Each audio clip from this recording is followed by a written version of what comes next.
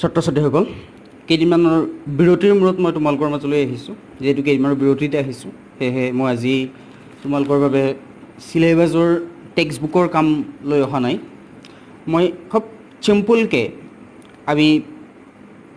যেহেতু পুৰণৰ মাল্টিপ্লিকেশ্যন টেবুলবিলাক আমাৰ প্ৰয়োজন হয় খুব চিম্পলকৈ মাল্টিপ্লিকেশ্যন টেবুলবিলাক আমি কেনেদৰে লিখিম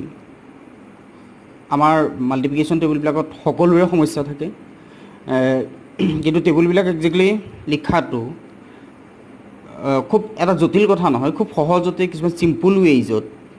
আমি এই টেবুলখিনি ক্লিয়াৰ কৰিব পাৰোঁ মই আজি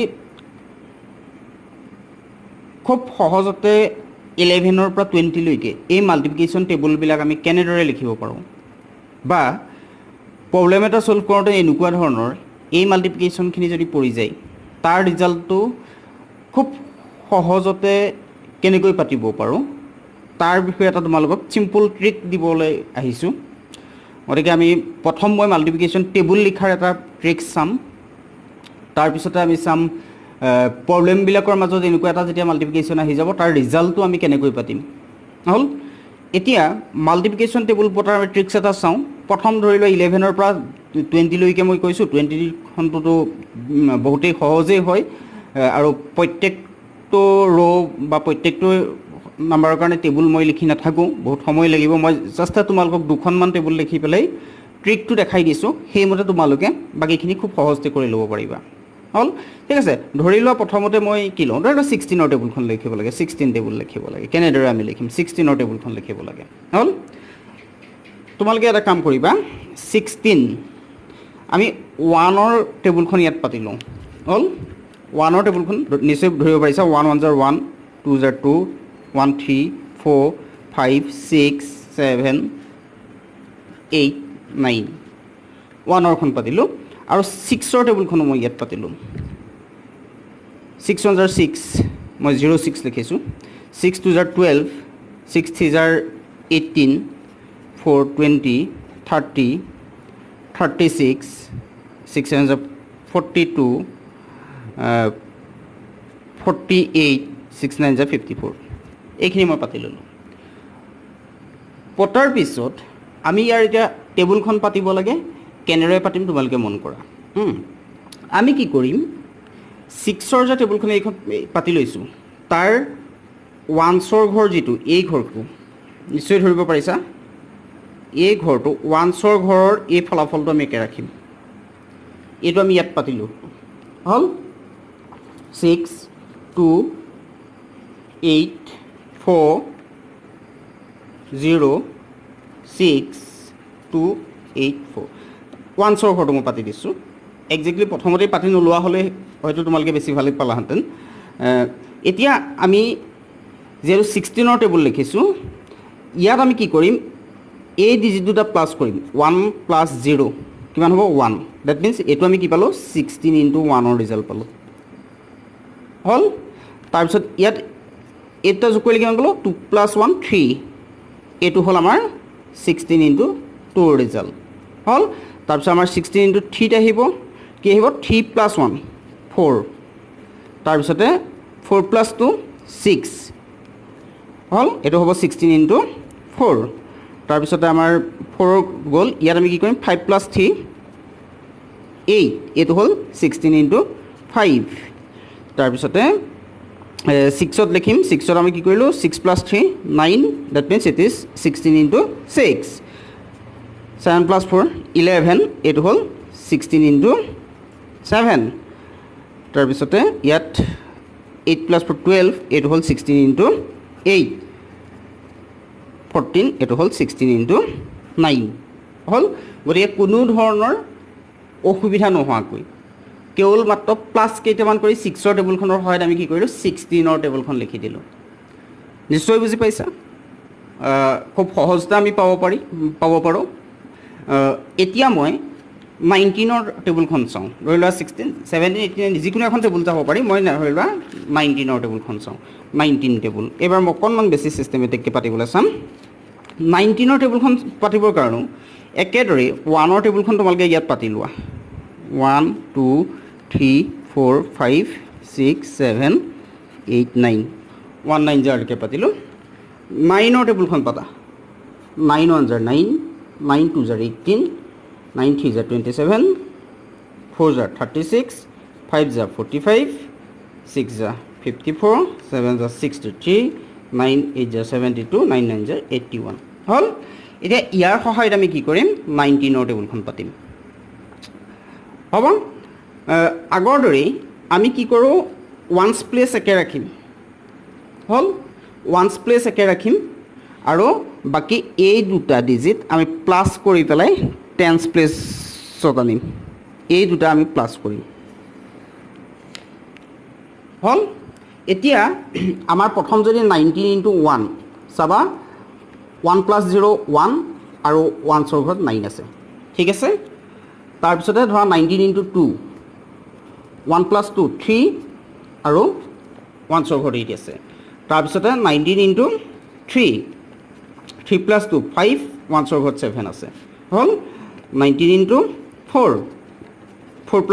7 6 ঠিকেই আছে তাৰপিছতে 19 × 5 9 এইপিনে 5 ঠিকেই আছে তাৰপিছতে 19 × 6 6 + 5 11 1 ঘৰত আছে 4 19 × 7 6 + 7 13 1 ঘৰত 3 19 × 8 15 1 ঘৰত 2 19 × 9 9 + 8 17 1 ঘৰত 1 দেখিলা খুব সহজতে কি হৈছে আমাৰ 19ৰ টেবুলখনো আহি গৈছে হ'ল গতিকে আমাৰ যদি টেবুলখন লিখিব লগা হয় খুব চিম্পলি আমি টেবুলখন লিখি পেলাব পাৰোঁ এই ৰুলছটো হয় 11ৰ পৰা 20 লৈকে যিকোনো টেবুল তোমালোকে খুব সহজতে লিখিব পাৰিবা হ'ল ঠিক আছে এতিয়া আমাৰ প্ৰব্লেমটো হ'ল কি ধৰি লোৱা কুৱেশ্যন এটা ছল্ভ কৰি আছোঁ তাৰ মাজত তোমাৰ কিবা এটা প্ৰডাক্ট এটা ওলাই গ'ল হা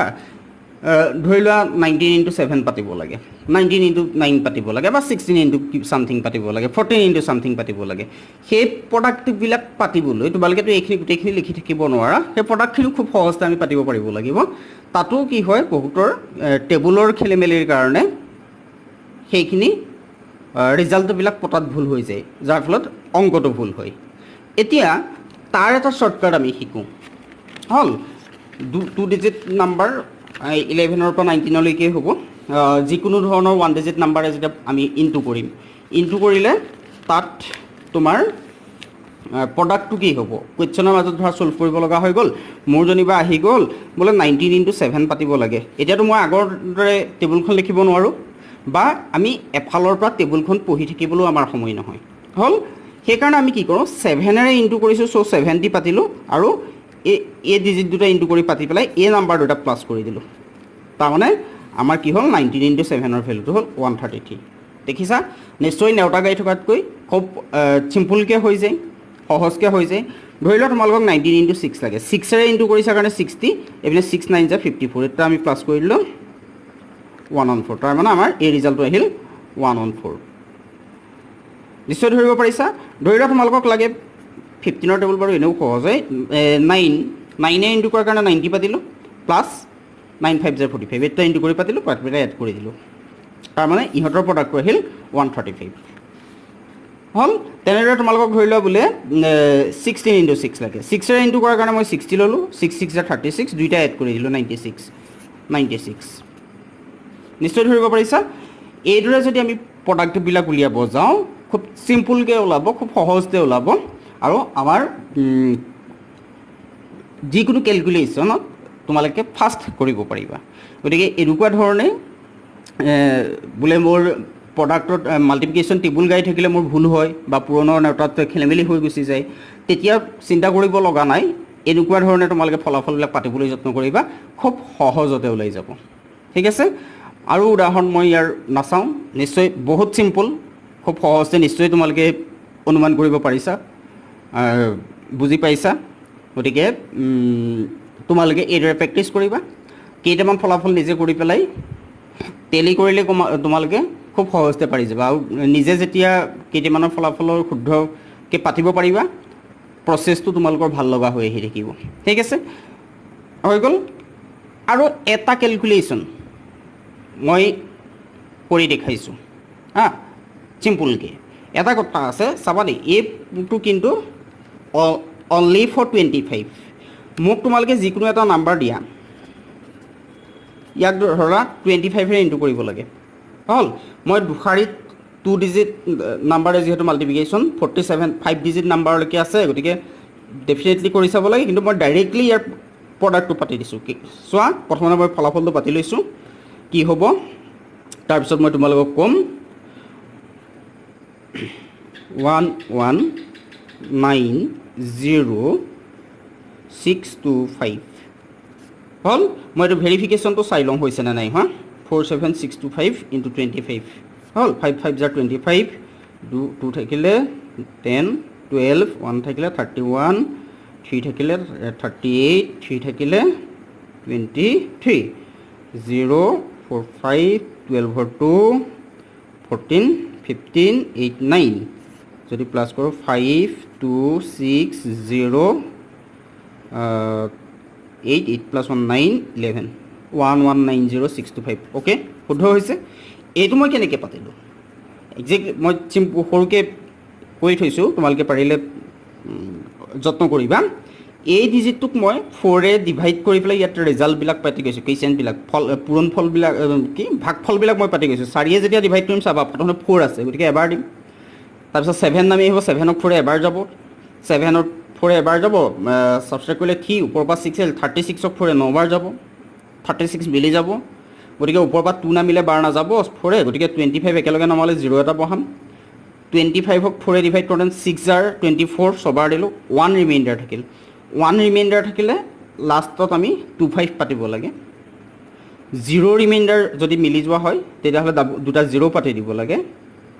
2 ৰিমাইণ্ডাৰ হ'লে 50, 3 ৰিমাইণ্ডাৰ হ'লে 75। তাৰমানে ৰিমাইণ্ডাৰটোৱে এই ডিজিটটোক ইনটু কৰি ইয়াত পাতি দিব লাগে। তেতিয়া আমাৰ 25ৰ প্ৰডাক্টটো একেটা ষ্টেপত একেবাৰতে হৈ যায় হ'ল। ইয়াৰো তোমালোকে নিজে কেইটামান কৰি চালে নিশ্চয় সহজতে বুজি পাবা। ঠিকে আছে, আজিলৈ সামৰিছোঁ।